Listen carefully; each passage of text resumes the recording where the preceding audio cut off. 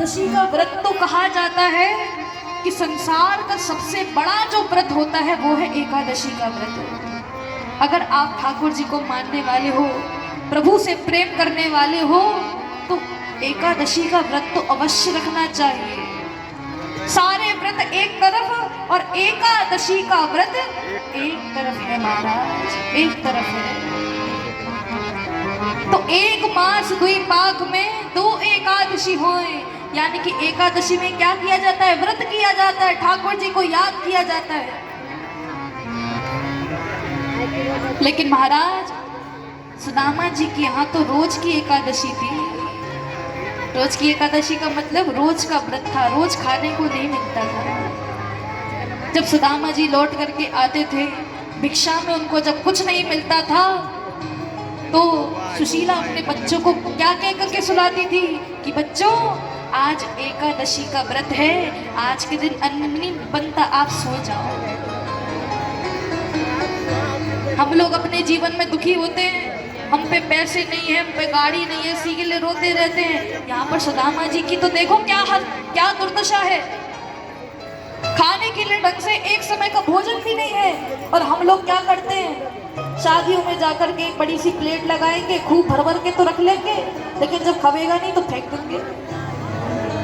अरे महाराज हमारे सुदामा जी से सीखिए, हर परिस्थिति में किस प्रकार से रहना चाहिए सुदामा जी हमको समझा रहे हैं। ऐसी परम धन एकादशी का व्रत। देखिए वैष्णव अगर आप हो तो एकादशी का व्रत अवश्य रखना चाहिए। यानी कि जिस दिन अगर आपने दीक्षा ले ली है तो दीक्षा का सबसे पहला जो नियम होता है वो है एकादशी का व्रत। बोलिए ना राधे राधे। देखिए भगवान ने एक प्रकार से अगर प्रैक्टिकली देखा जाए तो हमारे लिए हर दिन इस प्रकार से बनाए। व्रत क्यों बनाए? हम लोग दिन भर अगर खाते रहेंगे तो हमारा शरीर बिगड़ेगा नहीं? बिगड़ जाएगा ना। इसलिए भगवान ने व्रत आदि बनाए हैं कि जिस दिन अगर आप अन्न को त्याग दोगे उससे आपका जो शरीर का संतुलन है, जो बैलेंस है, वो एकदम बना रहेगा। इस वजह से व्रत बनाए हैं। इसलिए किसी भी व्रत की, किसी भी प्रकार की नियम साधना की हमको निंदा नहीं करनी चाहिए। बोलिए ना राधे राधे। हमारे ब्रज में, हमारे वृंदावन में तो एकादशी को सर्वोपरि मानते हैं। एकादशी रखनी ही चाहिए।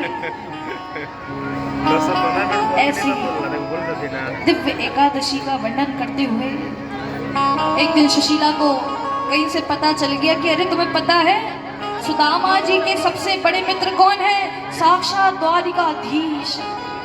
जो ये बात पता चली सुशीला कहने लगी क्या द्वारिकाधीश इतने बड़े राजा वो मेरे पति के मित्र हैं? दौड़ करके गई है, जाकर के सुदामा जी से कहने लगी कि महाराज मैंने सुना है कि आपके द्वारिकाधीश मित्र हैं, घनिष्ठ मित्र हैं। जो ये बात सुनी सुदामा जी मुस्कुरा करके कहने लगे हाँ सुशीला, अरे हम दोनों साथ में गुरुकुल में पढ़े हैं, साथ में मैं अपने लाला के संग खेला हूँ, उछला हूँ, बड़े आनंद किए हैं।